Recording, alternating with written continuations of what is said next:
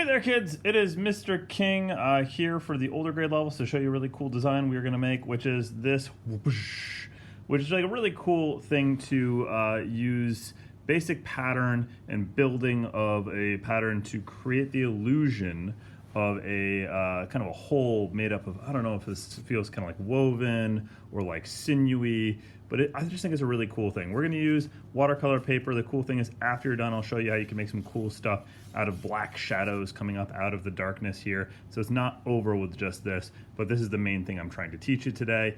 Just a really cool technique using what's called hatching, which is where you make parallel lines that create value. And the tighter they get together as you get down in space here, the darker, and it creates that illusion as it gets smaller and darker towards the middle of depth. So, how do you do it? Well, it's exceedingly easy.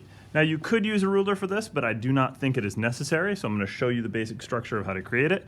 You will want a relatively small piece of paper because otherwise it will take you an incredibly long period of time. You can use regular cardstock. I'm using watercolor paper and an ultra fine point Sharpie. You can use a fine point, but ultra fine point or a micron pen or even a ballpoint pen or a fountain pen would be a better way to go because it'll have nice, tight, detailed lines you can use. So, the first step is simple.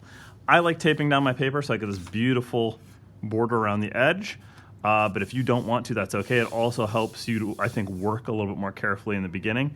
So the first thing you're going to do is section off the corners of your paper. So what you're really trying to do is basically make a diamond in your rectangle, okay? Now, this is going to, like if I had a ruler, it could be really precise, but you're just going for the best you can, okay? So really, just, oh, I gotta make sure there we go, get the ink flowing real quick. Sometimes, especially with ultra fine points, you gotta get a little extra work to get the ink flowing. And there is one big rule to this, which is do not let your lines crisscross each other, okay? So they always have to start on their own. If you notice, I did crisscross my lines here off of the paper on the tape because that's totally okay to do, all right? If your line is a little bit like, this is really not, I mean, that's a bad diamond, but check it out. It's gonna be totally fine. It's okay as long as they don't crisscross. So then I'm going to backfill each one of those triangles that I've made with parallel lines. When you're trying to make long lines like this in the beginning, I do suggest you drag your entire arm to make a consistent line. It's a lot easier than trying to draw with your wrist because then it's gonna be really choppy and ugly. You can do this immediately in marker if you are willing to retry if you make a horrible mistake, or you can do it in pencil and go over it, but I just think with making lines this tight, that can be just really kind of cumbersome and too much. So, and one nice thing too is if you do have lines that bump into each other or something, that's fine. If you space them out too far apart, you can backfill in between those lines you made. Look how bumpy that line was. I did not drag my whole arm. From this angle, it's a little harder to do that. But you guys can see, keep it consistent. I would say 1/4 inch to 1/8 of an inch apart is a nice distance. You can kind of eyeball that. You don't need to be sitting there with a ruler going, is this 1/4 of an inch? I've had some kids spend time to make these like 1 millimeter apart. That's pretty nuts. So, going to get, and I kind of like when it's hand-drawn. I feel like it feels a little more organic that way. So you really don't need to do the ruler. Wow, look how tight that got there. That's okay though. It's all right. It'll be all right. Art is about mistakes, kids. The mistakes are what make the art unique and interesting. It shows the artist's hand in the work. Otherwise, you'd just be a computer, and that's not what you are. You're unique. You're special. And I'm serious about that. You are unique and special.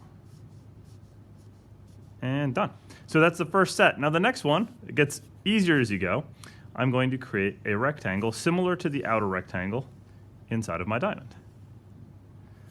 Again, if you're not perfect on how you line these up, that is totally okay. The big rule is you don't crisscross your lines. And then we backfill the new triangles that we've created. It's a little more challenging once you've finished the first one because now I don't have the tape that I can just draw over the top of. I actually have to stop my line on target.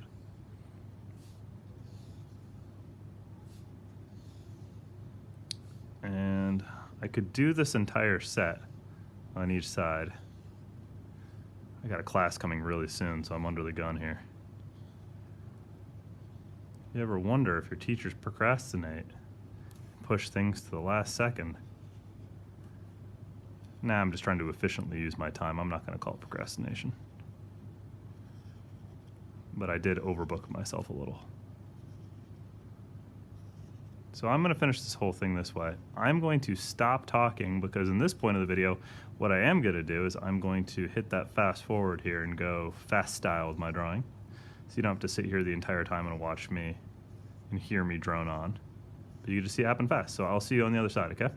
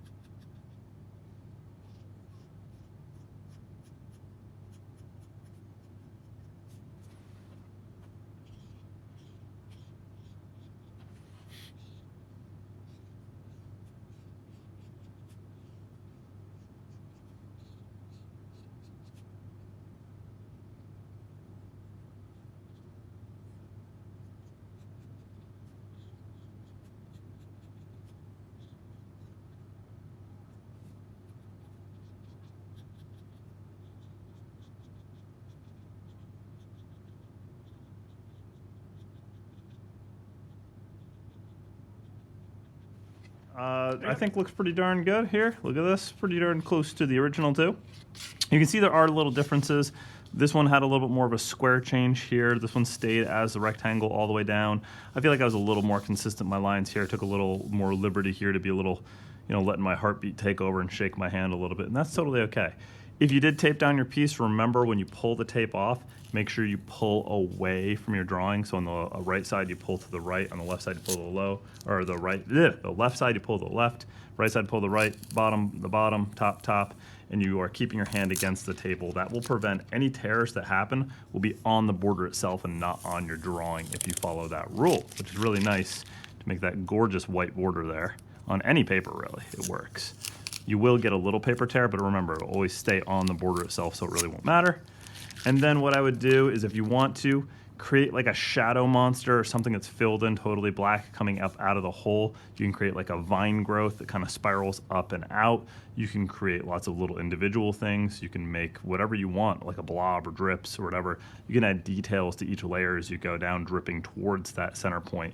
If you do that, just make sure drips are actually all angling in towards that point in the middle, and that'll be a really cool thing. Maybe I'll make a modified version of that later, but I think you guys can kind of handle that. As far as this is, it's more of a exercise to practice hatching because it's a really cool technique. So anyways, that's it. I'll catch you guys later. Have an awesome weekend, and look for the next video and enjoy. Bye.